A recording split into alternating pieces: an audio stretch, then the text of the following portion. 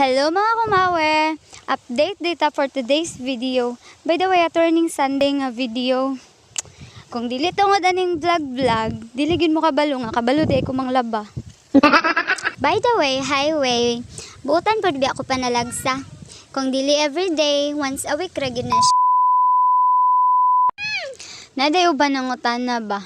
Day nga nang wala naman kay trabaho. Nganong ni undang man kag trabaho? Hoy, unsa ri tan-aw ninyo ni akong gibuhat? Nagduwa ra ko. Unsa na nga tulog mo? Daghan day kay na akong labhonon no, pero kana ra akong gilabhan for the content ra gud haron ingnon buutan ba. Wow. So pagkahuman na manog waswas mga mare, for the guyod na kay atong i-washing ba. Haron ingnon gong social. Dili lagi ka mahago og kuan ba. Kanang kuso, pero diri ka maluyahan sa magbomba then maghakot og tubig. Wadi ay choice no kundi maghinay-hinay sagog kay for the bughat na pod niya si Inday.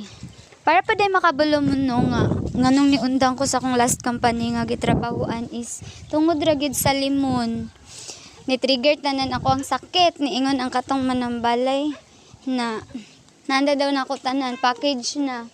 Luya na kay kuato as in. Pasalamat ay kog dako sa Ginoo no nga gitagaan pagyud kunyag chance. Gitagaan pagyud kog bana nga buutan. Wow. So speaking of kuan kanang buutan, ay duha ka lalaki diri nagpaka-feeling buutan.